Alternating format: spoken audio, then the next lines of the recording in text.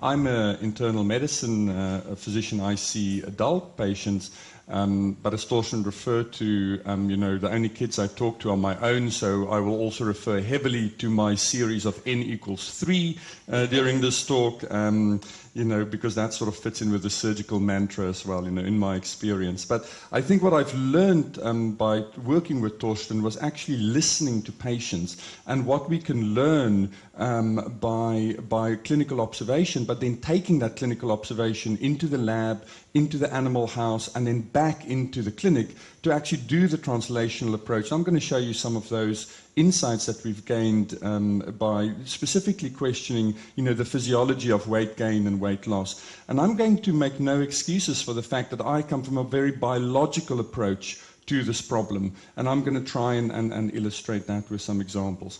I start, however, with a slide of this typical patient that come to my clinic, and she tells me that her main problem is that she can lose weight anytime she wants. She goes on a diet, she loses lots of weight, but then she becomes hungry. And when she becomes hungry, this little devil is coming around and it's making her do it, and she cannot stop feeling hungry. And I, of course, always challenge you in the audience and say, I will give you 100 million kroner if you can hold your breath for 10 minutes. And all of you are smart enough to hold your breath, and all of you would be motivated enough by the money, but at some point, at about a minute or a minute and a half, you're just going to take another breath. Because, of course, your breathing is regulated by your medulla oblongata, and you cannot use your grey matter to change the physiology of breathing. And in the same way, if we're going to ask these patients to lose weight, if it's under physiological control, it is no surprise that we can make people lose weight, but we cannot maintain the weight loss very easily if we don't change the signals. Another thing, just to link in with today's talk, we have recognized just through clinical observation, the most predictive factor of coming into an adult obese clinic is if you saw a dietitian before the age of 12. Now, I'm not sure if that's a causative effect or association, but it demonstrates the importance of childhood obesity also predicting, where people end up, in later life. Those are my conflicts. And but rapidly move on. But suffice to say that we're interested in the shift that happened in the population, and although the shift is actually quite minor when we look at the median BMI, certainly what we are seeing is we're seeing this tail, this right tail of morbidly obese patients that really struggle because of their very heavy weights. This is Swedish data dating back to 1976 to remind us, and this is, for those of us like me who thought initially that if we just ban McDonald's, we're going to save the world. It probably is not going to work out because of the Swedish data in 1976, where they actually took dizygotic twins that were separate, even when they look at those that were separated at birth and raised in the north of Sweden, in the south, or the east and the west. And when you reunite the dizygotic twins, they've got different heights and different body mass indexes, like you and your siblings vary. However, if they got monozygotic twins that were raised in completely different parts in Sweden, in completely different environments, when they reunited them, unsurprisingly, they had the same hair color, they had the same height, but they also had the same body mass index.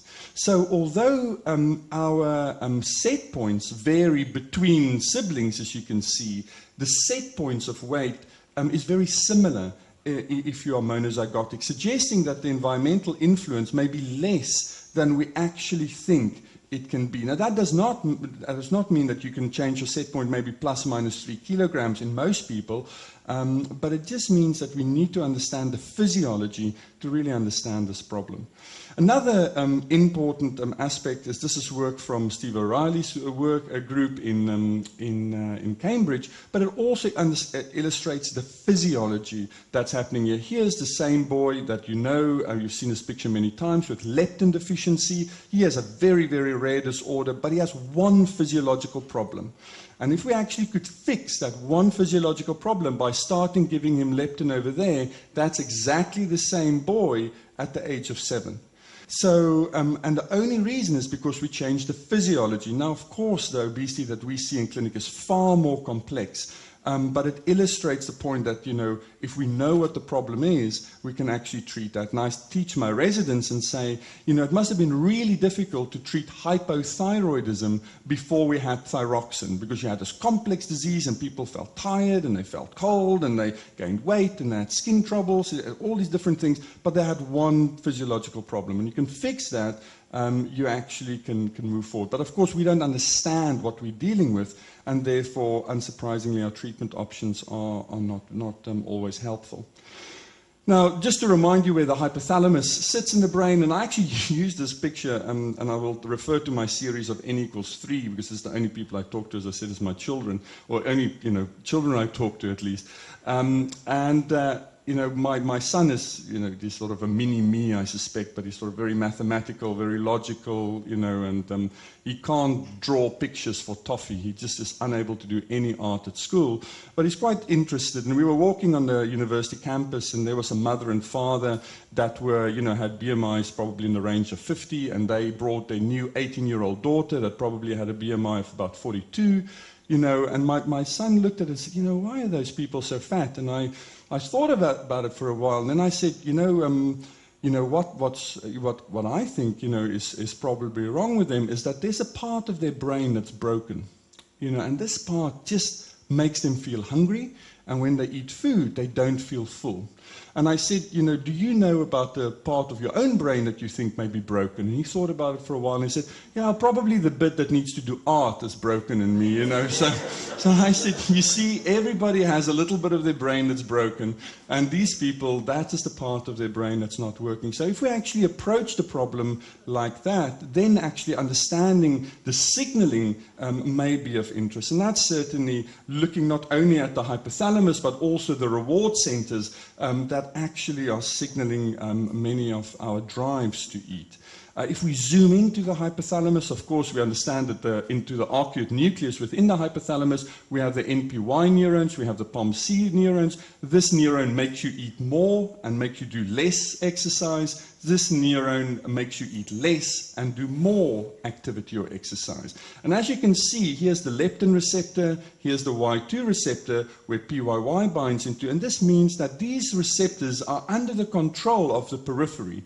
So the periphery are talking to the center, and if we can understand how that works and the physiology of that, it actually allows us to approach the problem. And that's sort of the approach that we've taken. If the problem is here, we wanted to understand what are the peripheral signals. Ghrelin making you hungry. This is peptide YY, glucagon-like peptide 1, oxyntomodulin that makes you reduce your food intake, leptin that controls the long term, as well as insulin that feeds in. And if we can manipulate the periphery, we're actually using a safe pathway to actually influence the center where the problem is. And the reason is because actually when we use small molecules to affect the center, we actually cause more havoc than we actually do good. But why is it, so what's happening in the periphery in obese patients? And these are adults. And what we see here is meals that we give people, 250 calories, a small breakfast, 1,000, a good lunch, 3,000 more calories than a man of my size should consume in an entire day. And of course, if you give it to lean people, the more food you give, the more hormone you get that is supposed to make you feel full. So that's why we feel fuller after 1,000 calories versus 500 calories. But if you give exactly the same amount of food to obese people, what you can see is they have a functional deficiency of this hormone. So the same amount of food does not generate the same physiological response. Probably best illustrated by 1,000 calories in the lean generate the same signals as 2,000 calories in the obese. And again, when I speak to my obese patients in clinic, they often will tell you, you know what, I don't feel that hungry. You know, hunger is not really a problem. Most often I don't even have to eat breakfast. I wake up, I don't feel hungry for breakfast. My problem is when I start eating at lunchtime or dinner time, I can't stop. It takes me a lot of food before I feel full.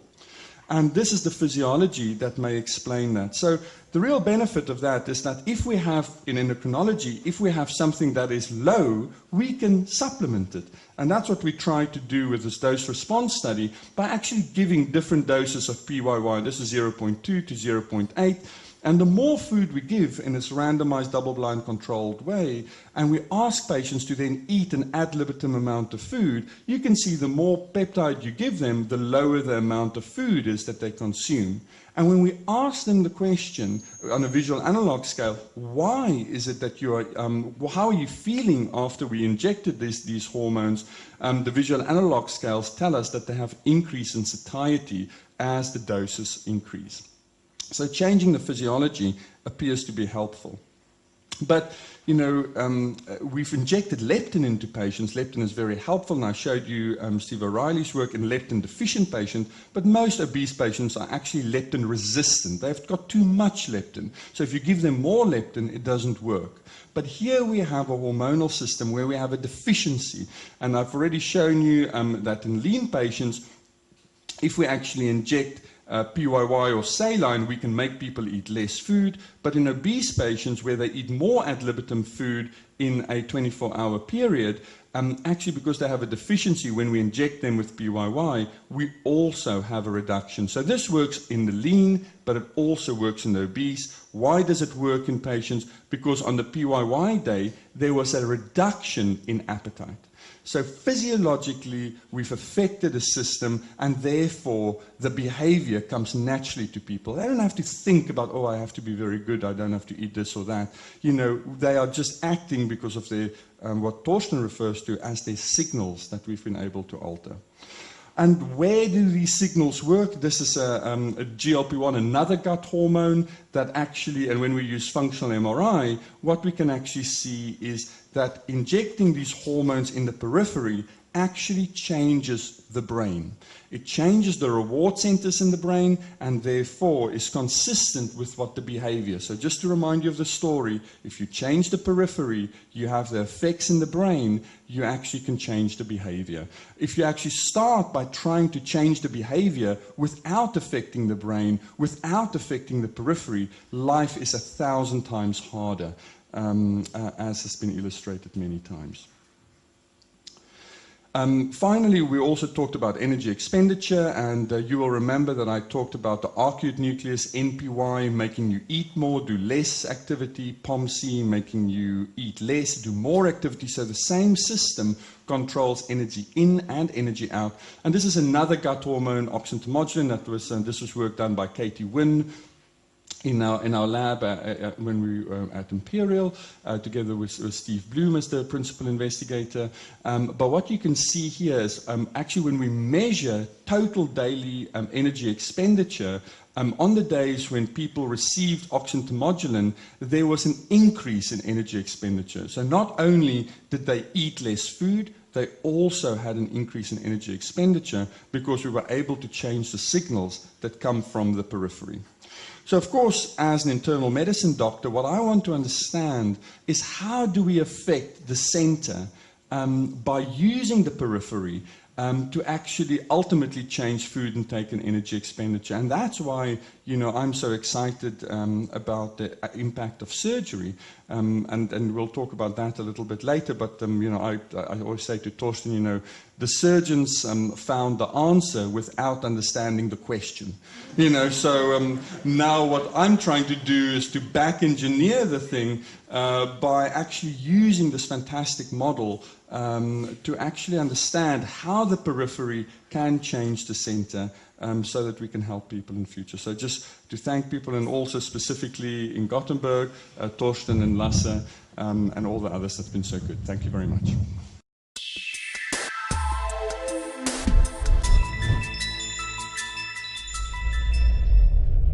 My name is Carel le Roux, and I'm going to talk about how the gut talks to the brain. I'm from the University College Dublin. When we feel hungry, our gut is sending signals to our brain. It's specifically sending it through using hormones as well as nerves. Now, these hormones go directly from the gut to the brain, to the parts of the brain that makes us feel hungry or that makes us feel full.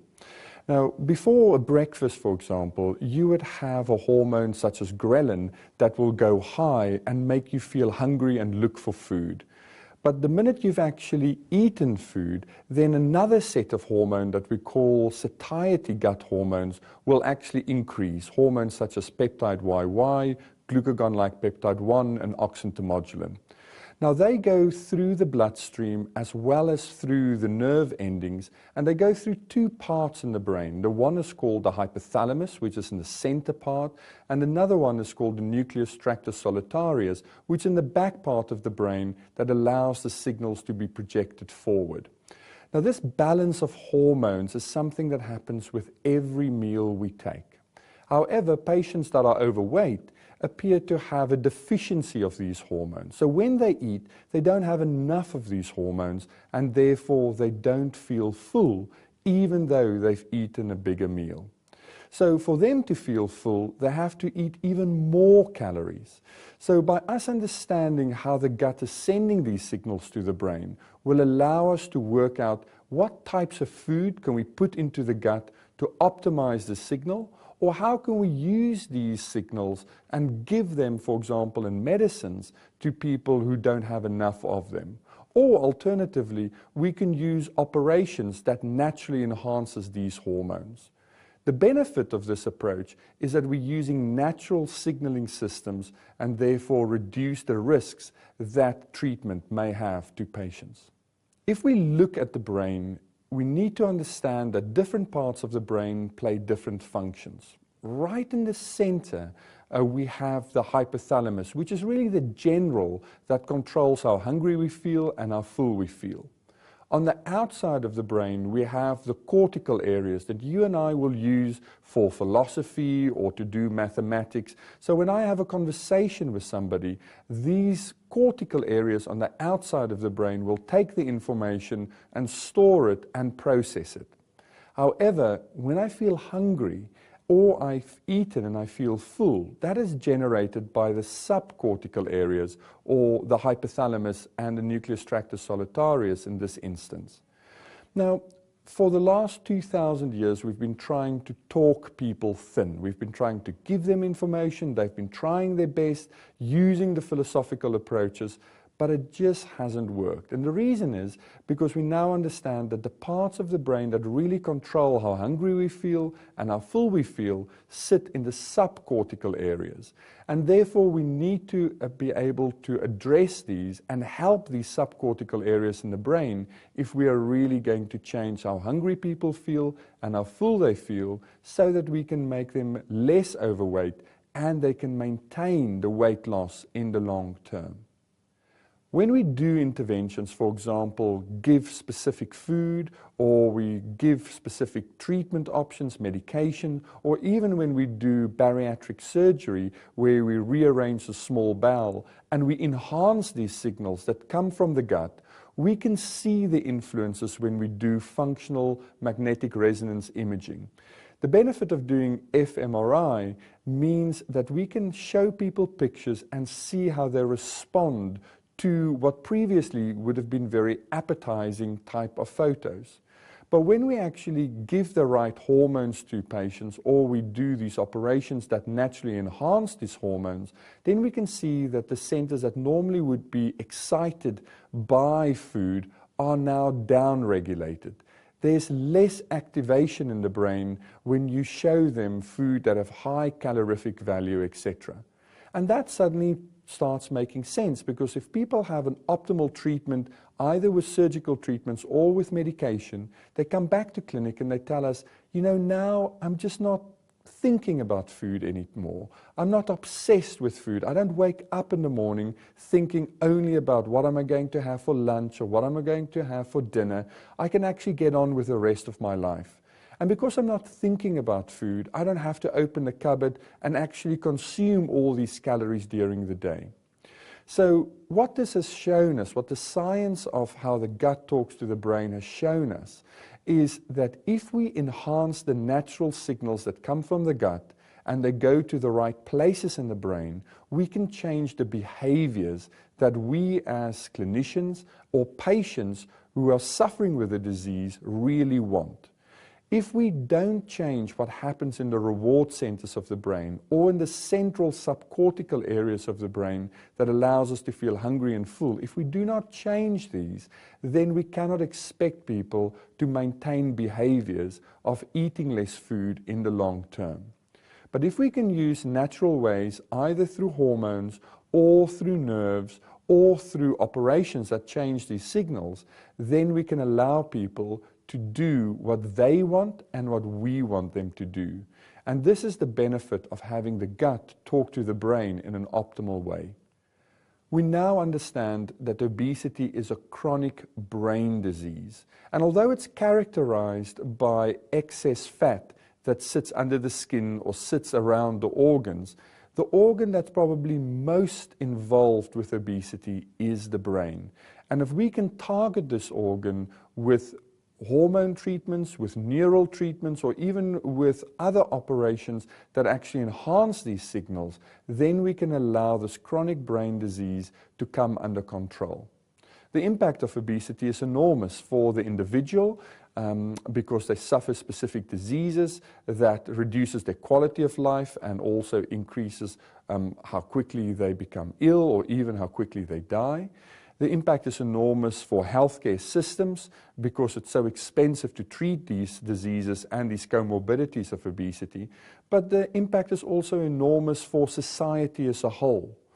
But management is feasible, and my patients and your patients can benefit if we actually understand how we want to address this disease and understand why we have the problems we do.